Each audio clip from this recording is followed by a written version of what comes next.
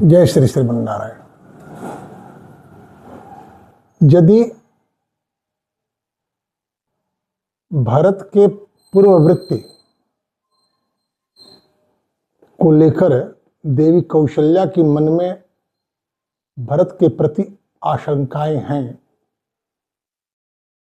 तो भरत भी अपने द्वारा किए गए व्यवहार और उससे बनने वाली मनोवृत्ति से अनजान नहीं है। यही कारण है कि दूतों के द्वारा यह सुन कि राजश्री आपका वर्ण करने के लिए तैयार हैं, आप शीघ्रतापूर्वक अयोध्या चलें। शीघ्रतापूर्वक आए अयोध्या। भरत को अयोध्या की बदली हुई परिस्थितियों से दो चार होना पड़ा। महत्वाकांक्षाएं बालू की भीत की तरह भड़क गई और इस कार्य के लिए कैकेयी की बड़ी भर्त्सना की भरत ने। जिस कैकेयी के परम विदुषी होने और अपस्वार्थ सिद्ध करने में निपुण माना करते थे, आज भरत उसी कैकेयी को कहने लगे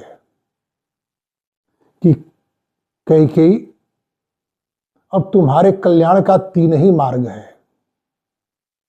या तो अग्नि में प्रवेश कर जलकर मर जाओ,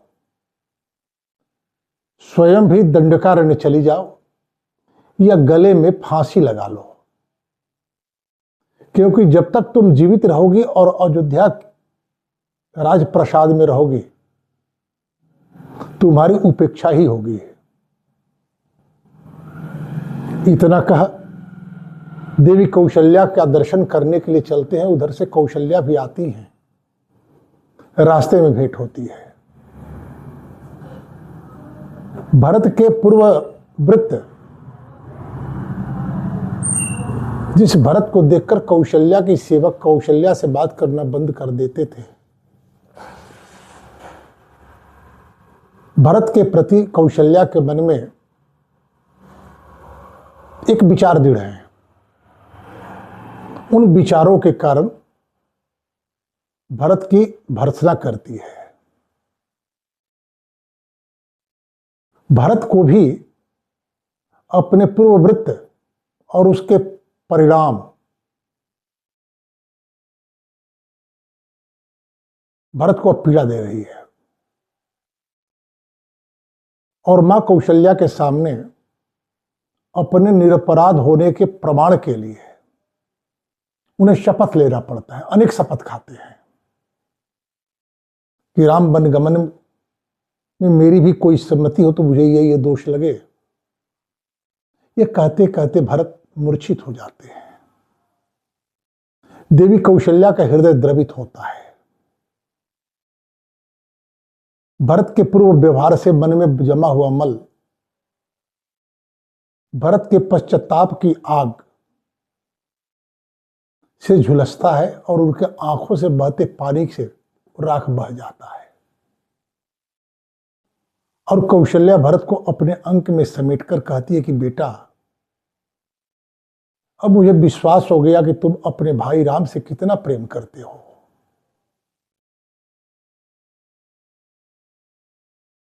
तुम्हें सज्जन पुरुषों का लोक प्राप्त हो, तुम सज्जनों के बीच सराहे जाओ।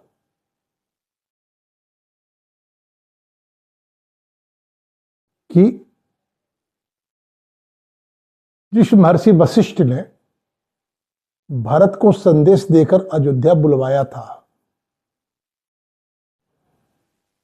भरत के सामने प्रस्तुत होते हैं और कहते हैं कि यशस्वी भरत, उठो और आगे का कार्य करो, पिता का प्रेत कार्य आदि का संपादन करो। भरत अयोध्या से आते ही वशिष्ठ से नहीं मिले कि गुरुदेव क्या आज्ञा थी, क्यों आपने बुलवाया, और ना ही वशिष्ठ ही आगे बढ़कर भरत से मिलकर कहते हैं कि हमने तुझे इसलिए बुलवाया। वशिष्ठ प्रतीक्षा कर रहे हैं भरत के मनोवृत्ति का कि महाराज दशरथ से जिस कैकेयी ने भरत के लिए राज्य की याचना करी और राज्य प्राप्त कर ली, भरत उस राज्य को स्वीकार करते हैं कि नहीं। यदि राज्य स्वीकार करेंगे तो महाराज दशरथ ने जो कैकेयी से अंतिम वाक्य बोला भरत के प्रति कि यदि भरत राज्य को पाकर प्रसन्न होते हैं तो उनके द्वारा दिया गया पिंड मुझे प्राप्त नहीं होगा, फिर भरत को अंत्येष्टि आदि कार्य करने का अधिकार प्राप्त नहीं होता। महर्षि वशिष्ठ उन्हें अंत्येष्टि कार्य करने की अनुमति नहीं देते। लेकिन बदली हुई परिस्थितियों के कारण भरत के चित्तवृत्ति का परिवर्तन, भरत का पश्चाताप,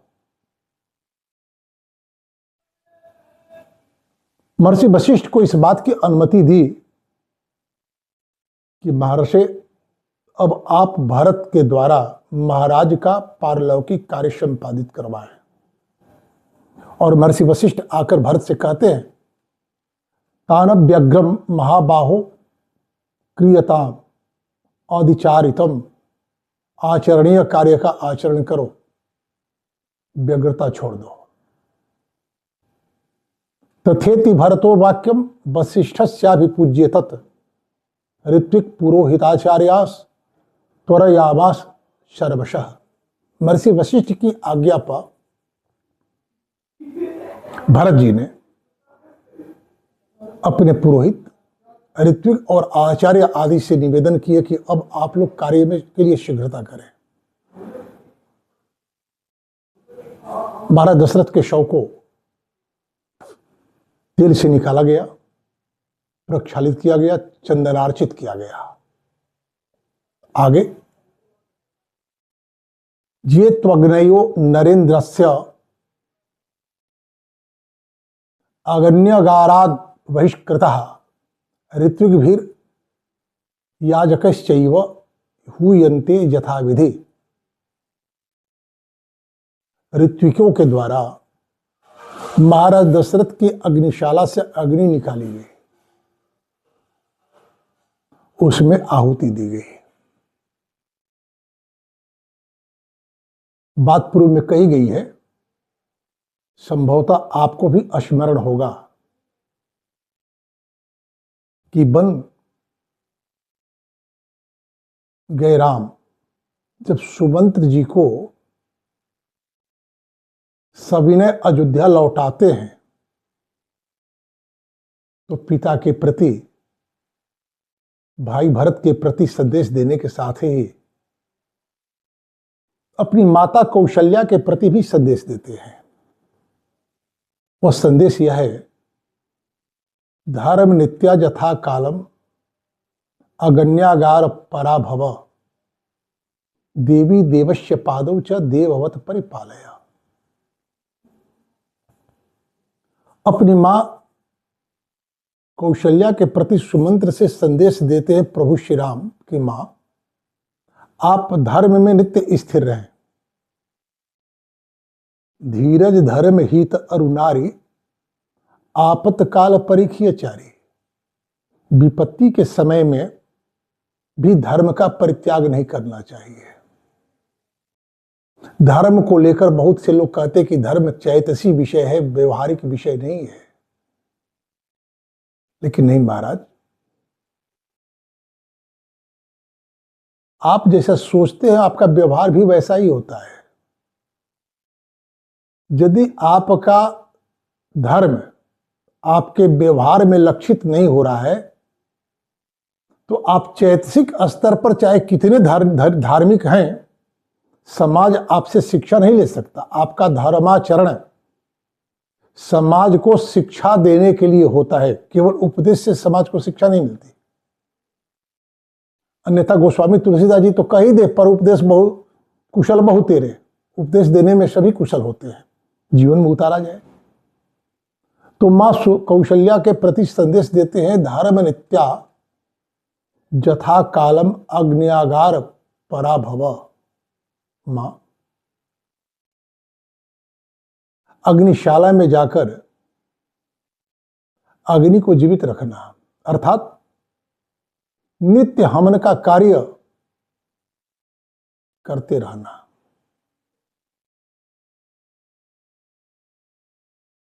तो क्या हमारे यहां स्त्रियों को हवन करने का अधिकार है? बहुत से लोग कहते हैं कि स्त्रियों को हवन करने का अधिकार नहीं है। स्त्री जो होती है पत्नी, उसे धर्मपत्नी कहते हैं। पति के धर्म को सहयोग करने और पूर्ण करने के लिए हम जिसे पत्नी के रूप में स्वीकार करते, परमात्मा के कृपा से जो मेरी पत्नी होती है और वह जब मेरी अनुव्रता हो जाती है तो मेरे धर्म में सहायक होती है।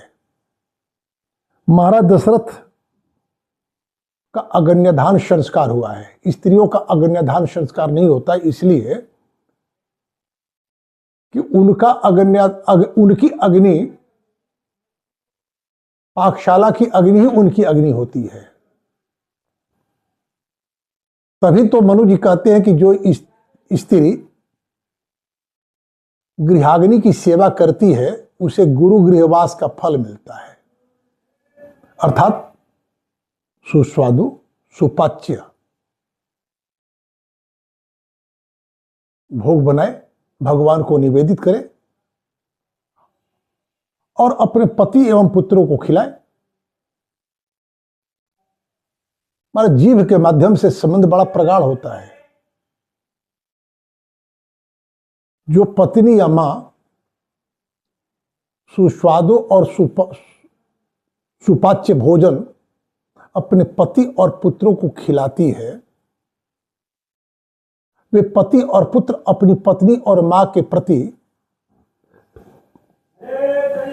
श्रद्धावनत अनुरक्त हो, और यदि पति पत्नी में परस्पर अनुराग हो तो पति को कालक्षेप करने के लिए किसी चौपाल पर जाकर ताश नहीं खेलना पड़ेगा। एक बार हमारे अत्यंत श्रद्धेय फोन पर परिहास किया मुझसे कि लोग कहा करते हैं कि आप पत्नी प्रताड़ित हैं। मैंने उनसे निवेदन किया कि प्रभु यह प्रताड़ना नहीं है, यह अनुराग है, विश्वास है। मुझे बाहर जाने की आवश्यकता नहीं है। मेरा पारिवारिक परिदृश्य इतना अधिक अनुकूल है कि मुझे कालक्षेप करने के लिए बाहर नहीं जाना पड़ता। अब आप विचार करें कि आपके यहां लगने वाली भीड़ जो है उसमें बहुसंख्यक जो लोग हैं उनका पारिवारिक जीवन कैसा है, कि नित्य प्रति आपके यहां ही जुटे रहते हैं? क्या उनके भीतर वैराग्य हो गया है? यदि वैराग्य हो जाता तो फिर परिवार में जाने की आवश्यकता नहीं होती। बीती रात घर जाते हैं और सुबह सुबह वहां से चल देते हैं। तो प्रताड़ना तो उनके जीवन में है जो कालक्षेप करने के लिए, समय व्यतीत करने के लिए घर से बाहर रहना जिनकी बाध्यता है। तो जिसके जीवन में ऐसी पत्नी प्राप्त हुई हो कि जो सुस्वादु और सुपाच्य भोजन बनाकर भगवान को निवेदित करने के लिए दे, तो उस दाम्पत्य जीवन में अनुराग होता है। और जहां अनुराग होता है वहां विचार विनिमय होता है। पति यदि शिक्षित है, सत्शास्त्रों का अध्येता है, तो अपनी पत्नी के पास बैठेगा तो शास्त्र की तो चर्चा करेगा। सुमंत्र जी के माध्यम से भगवान श्री राम संदेश देते हैं, धर्म नित्या यथा कालम अग्निगारम पराभव। पिताजी का अग्न्यधान संस्कार हुआ है और जिसका अग्न्यधान संस्कार होता है उसके घर की अग्निशाला की अग्नि बुझती नहीं, उसकी आप रक्षा करना। उसी अग्निशाला, हमारे यहां मृत्यु के बाद सनातन धर्म में दाह की परंपरा है। आगे हम लोग देखेंगे, वाल्मीकि रामायण में ही प्रसंग मिलेगा आपको को किसका दाह होता है और किसको मिट्टी में गाड़ा जाता है। सनातन धर्म में अग्नि संस्कार किया जाता है, मरे हुए प्राणी का दाह संस्कार किया जाता है, गाड़ा नहीं जाता। जिनके संस्कार नहीं हुए होते उन्हें गाड़ा जाता है, संस्कारहीन को, जैसे छोटे बालक जिनका अभी संस्कार नहीं हुआ है, यज्ञोपवीत, उन्हें गाड़ दिया जाता है। आगे हम लोग देखेंगे कि किन योनि में जन्म लेने वाले लोगों को मिट्टी में गाड़ा जाता है और किन को जलाया जाता है। आगे प्रसंग है। अब रही बात कि जिसका अग्नि संस्कार किया जाता है मृत प्राणी का, तो उस अग्नि को कहां से लिया जाता है। अब व्यवहार में आप देखते हैं कि श्मशान भूमि पर शव को अग्नि देने के लिए स्वपचों की उपस्थिति होती है। स्वपच कहते ही उसे हैं। स्वपच का अर्थ होता है जो कुत्तों के लिए भोजन बनाए, कुत्तों को भोजन कराए, कुत्तों की सेवा करे और चीता के लिए आग देकर के अपनी आजीविका चलाए, उसे स्वपच कहते हैं। लेकिन अब तो महाराज कुत्ते के लिए भोजन बनाना, कुत्ते की सेवा करना, कुत्तों के साथ खेलना, ये तो अभिजात्यों का लक्षण हो गया है ना।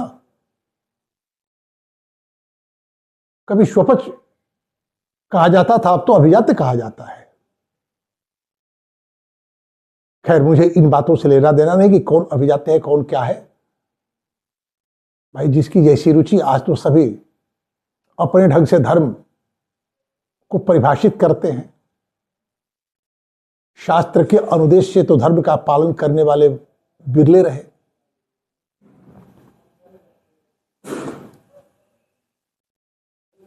तो बाहर जिसका अग्न्याधान संस्कार हुआ होता है, उसके चिता को जो आग दी जाती है, वह अग्नि उसके अग्निशाला के हवन कुंड से ली जाती है। और जिसका अग्न्याधान संस्कार नहीं हुआ होता है, उसके लिए अग्नि स्वपच से लेने की हमारे यहां परंपरा है। बात बहुत स्पष्ट है। यदि आपका जीवन संस्कार पूर्ण नहीं है तो आपको कुछ ऐसे व्यक्ति के से सहयोग लेना पड़ेगा जिनका आचार गर्हित हो। इसलिए संस्कार का संरक्षण बहुत आवश्यक है। आज दुर्भाग्य यह है कि संस्कार तो समाप्त होते जा रहा है। संस्कार की गणना कुछ इस तरह से है। महर्षि पराशर विवाह को प्रथम संस्कार कहते हैं, अंत्येष्टि को अंतिम संस्कार कहते हैं। मनु आदि आधान को प्रथम संस्कार कहते हैं, अंत्येष्टि को अंतिम संस्कार कहते हैं और अंत्येष्टि के ठीक पहले विवाह आता है। अन्यान्य ऋषियों के माध्यम से यदि आपका जीवन संस्कार पूर्ण रहा है आधान से लेकर विवाह तक, तो फिर आपके लिए विवाह मोक्ष का साधन है। अन्यथा विवाह शब्द जो है अपभ्रंश हो गया है। समाज में बियाह कहा जाता है। अब समझ सकते हैं कि जहां विशेष रूप से आह की स्थिति बने उसे बियाह कहेंगे। हमारे कलयुग का लक्षण बतलाया गया है, अल्पाय और बहुप्रसु। कलयुग के लोगों को बहुत संततियां होती हैं। संत भागवत जी में कहा गया है कि जो विद्वान है वो पुत्र उत्पादन में दक्ष है, मोक्ष की चिंता नहीं करते। तो जिस समाज में अपनी पत्नी को संतान उत्पन्न करने का मात्र यंत्र माना गया है, उस समाज की स्थिति और उस समाज के कारण संपूर्ण समाज की स्थिति की यदि आप मीमांसा करें तो आप समझ जाएंगे कि विवाह और ब्याह में क्या अंतर है।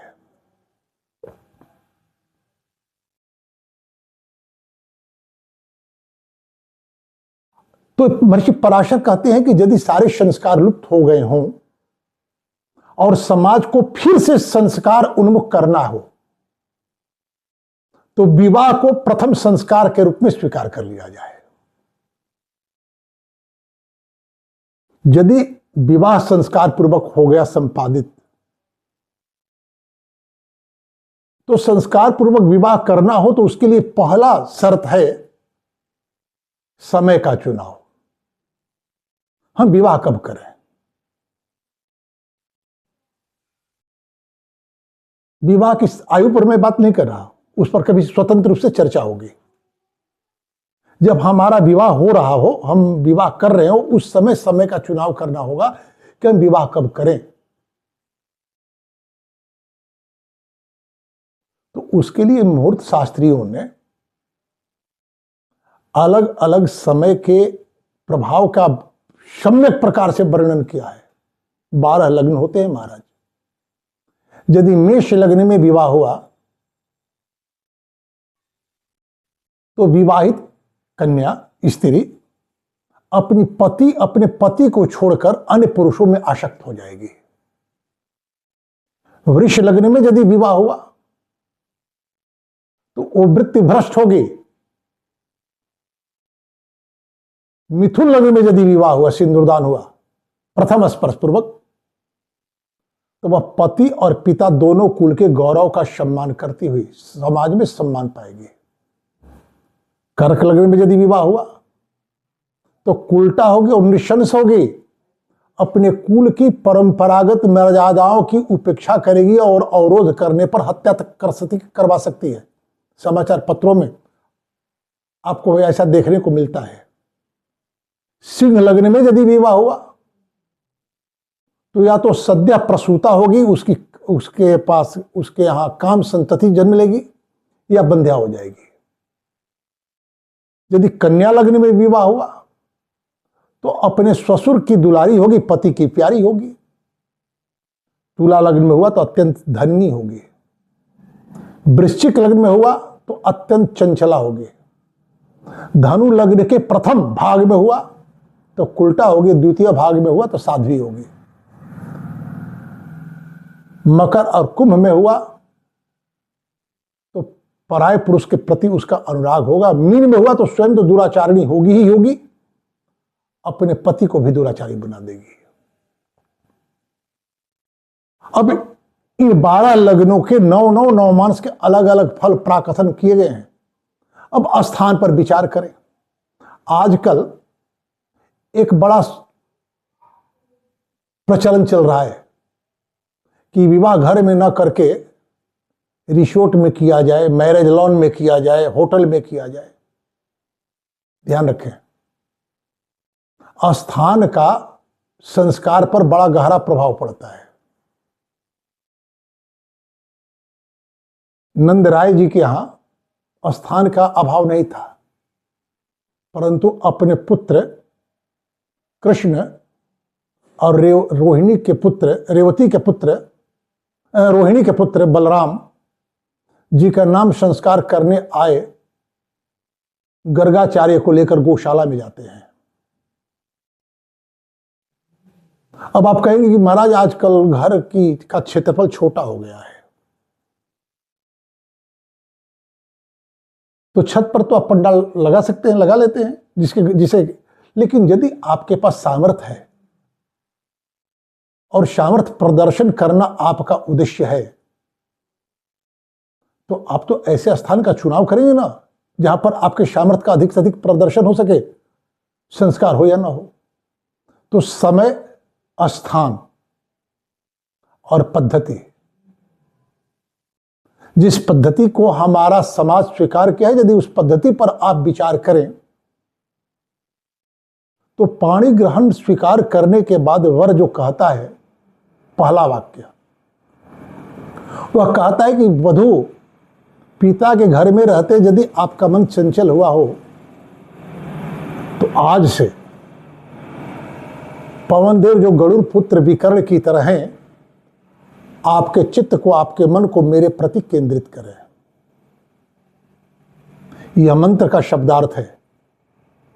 यदि व्यवहारिक धरातल पर इस मंत्र को हम स्वीकार कर लें तो फिर हमारे दाम्पत्य जीवन में कितना माधुर्य आ सकता है, वो एक दिन में संभव नहीं है। उसके लिए अवसर देना होगा, प्रतीक्षा करनी होगी। तभी तो विवाह के बाद चतुर्थी कर्म के दिन वर अंतिम वाक्य बोलता है कि देवी, मैं अपने मन, प्राण, त्वचा, हड्डी, मज्जा को आपके मन, प्राण, हड्डी, मज्जा से एकाकार करूंगा, और जब एकाकार हो जाएगा तो आप मेरी पत्नी हो जाएंगे। फिर आपकी उपेक्षा करने वाला, उपहास करने वाला, चाहे मेरा कोई कितना ही आत्मीय क्यों न हो, मेरा शत्रु होगा। महाभारत युद्ध से भागते अर्जुन को भगवान श्री कृष्ण ने इसी आधार पर युद्ध के लिए प्रेरित किया, क्योंकि जिस द्रौपदी से अर्जुन का मन, प्राण एकाकार हो गया था, उस द्रौपदी का अपमान किया था दुर्योधन ने। फिर वो अपना कैसा? दुर्योधन के द्वारा किए जाते अपमान को महर्षि आचार्य द्रोण, कृपाचार्य, पितामह भीष्म सबने निरुपाय होकर देखते रहे, किसी ने कोई प्रतिकार नहीं किया। फिर यह पूज्य कैसे है? हाँ, ध्यान यह रखना है, विवाह मात्र और मात्र भोग के लिए नहीं होता। तभी तो विवाह पद्धति के अंतिम मंत्र के रूप में चतुर्थी कर्म के दिन पत्नी कहती है, कन्या कहती है कि आप मेरे साथ अंतरंग संबंध तभी बनाएं जब मेरी भी भावना आपको सहयोग करने की हो। तो विवाह संस्कार को के रूप में संपादित करते समय इन सारे बातों का ध्यान रखना होगा। समय अर्थात मुहूर्त, स्थान अर्थात परिवेश, और पद्धति। यदि इन सबका समावेश कर लिया जाए जीवन में तो विवाह संस्कार हो जाएगा।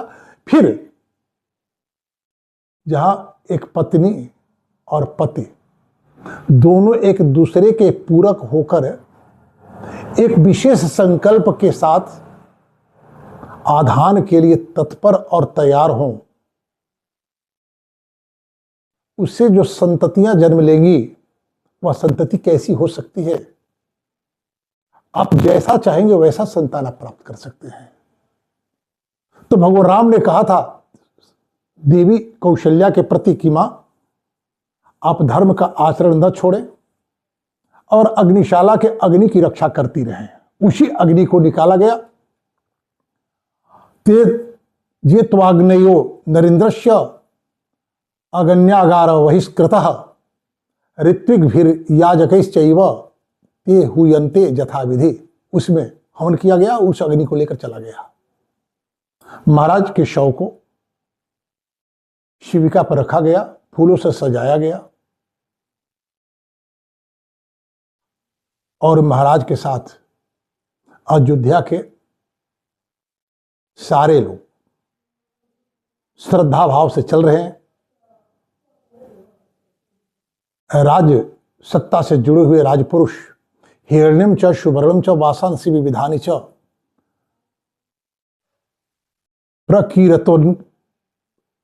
प्रकीरंतो जनास मार्गे निपते अग्रतो ययो वस्त्र स्वर्ण आदि लुटाते हुए आगे चल रहे हैं। चिता भूमि पर श्मशान में शव ले जाया जाता है, चिता सजाई जाती है। जलाने के पूर्व जो पिंड दिए जाते हैं वो पिंड दिए जाते हैं। भरत जी चिता को मुखाग्नि देते हैं। महाराज दशरथ की रानियां भी शिविका पर आरूढ़ होकर चिता भूमि पर आती हैं। वे सब महाराज के चिता का परिक्रमा करती हैं। पुनः स्नान करने के बाद उदक क्रिया की जाती है, जलांजलि दी जाती है। जितने लोग वहां पर हैं, पुरुष स्त्री ऋषि, सबके सब महाराज के कल्याण के लिए, पारलौकिक कल्याण के लिए जलांजलि का दान देते हैं। कृतोदकम भरतेन शार्धम नृपांगना मंत्री पुरोहिताश्च पुत्रम प्रविश्या सुपूरितेन पूरित नेत्रा भूमौ दशाहम व्यनयंत दुखम। उसके बाद हमारा दशरथ के पुत्र भरत 10 दिनों तक भूशाई होकर अशौच की अवधि व्यतीत करते हैं।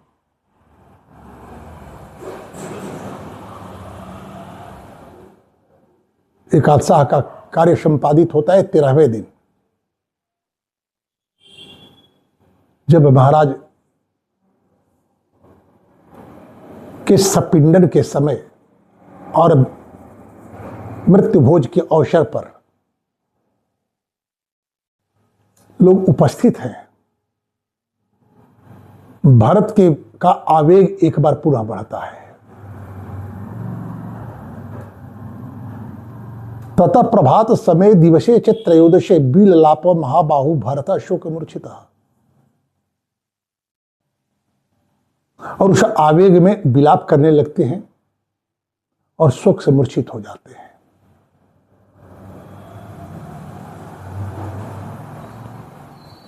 पितरी स्वर्गमापन्ने रामे चरणमाश्रिते किम्मे जीवित सामर्थ्यम प्रवेश्यामि हुताशनम। और यहां तक कहने लगते हैं आवेग में कि पिताजी आप स्वर्ग चले गए, भैया राम वन को चले गए, फिर मेरे भीतर भी जीने का सामर्थ्य नहीं रहा, मैं भी अग्नि में प्रवेश कर जाऊंगा, अपने जीवन को समाप्त कर दूंगा, मैं अयोध्या में प्रवेश नहीं करूंगा। इस तरह का अनेक सा प्रलाप करते हैं, इसे प्रलाप कहा जाएगा। जबकि कौशल्या के द्वारा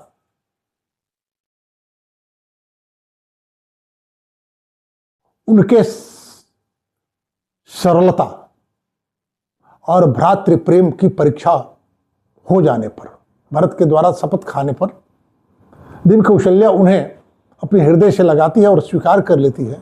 उसी समय महर्षि वशिष्ठ ने कहा, ताने व्यग्रम महाबाहो क्रियताम अविचारितम। क्या क्यों हुआ, कैसे हुआ, इसका विचार छोड़ो, व्यग्रता छोड़ करके आगे का कार्य करो। परंतु महाराज, इस सारे घटना के केंद्र में भारत को रख दी कैकेयी ने। कि भरत, लोग तो यही जानते हैं कि भरत को राज्य दिलाने के लिए कैकेयी या षड्यंत्र की, या कोई नहीं जानता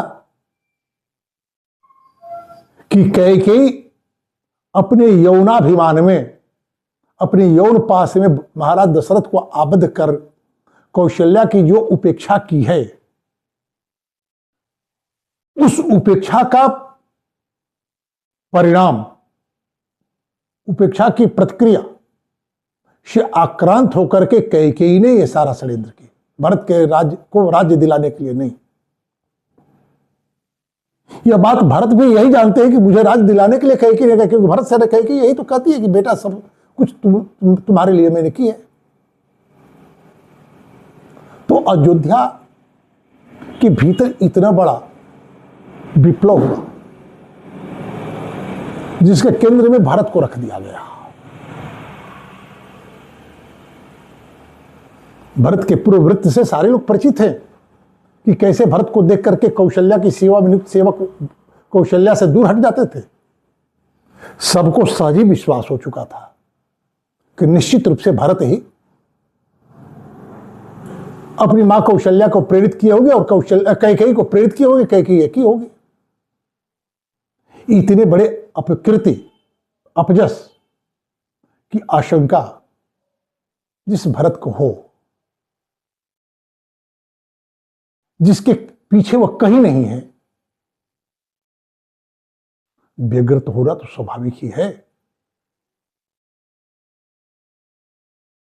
ये तो राम ही थे जिन्होंने लक्ष्मण से कहा कि लक्ष्मण, जिस कार्य के कारण से हम अनजान हैं, उसमें दैव योग को कारण मानना चाहिए। लेकिन ये सारी जो घटना भारत के सामने है,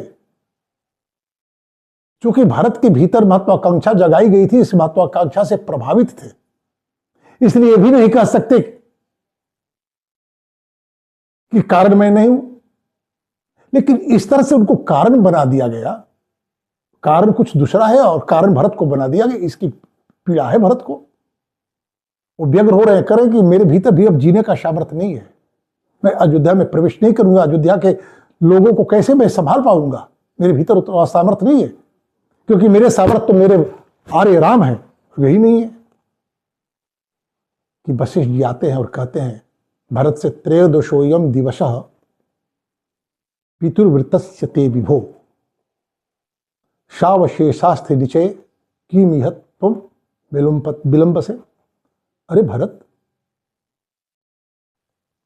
आज 13 दिन बीतने को आ गए और अभी तक महाराज का अस्थि संचय नहीं हुआ, क्यों विलंब कर रहे हो? अर्थात अस्थि संचय की अवधि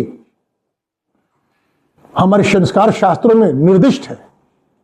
गरुड़ पुराण के 10वें स्कंद के 67वें श्लोक में बात स्पष्ट वर्णित है। चतुर्थे संचय कार्य चतुर्थे शाग्नेय कार्य, चतुर्थे संचय कार्य साग्निकश्च निराग्निकैः, तृतीयेन द्वितीय व कर्तव्यश्च विरोधतः। जो साग्निक है, जिसका अग्न्याधान संस्कार हुआ है, उसके दाह से चौथे दिन, और जिसका अग्न्याधान संस्कार नहीं हुआ है, जो स्वपच के द्वारा प्राप्त अग्नि से जिसका दाह हुआ है, उसका दूसरे या तीसरे दिन अस्थि संचय होना चाहिए। तो क्या हम जो हमारे संस्कार की जो पद्धति है, उस पद्धति में व्यतिक्रम होने से परिणाम विपर्य नहीं हो सकता है क्या?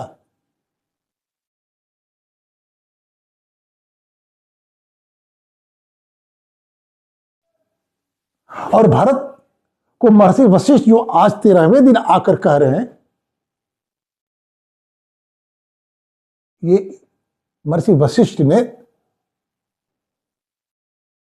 चौथे दिन क्यों नहीं कहा?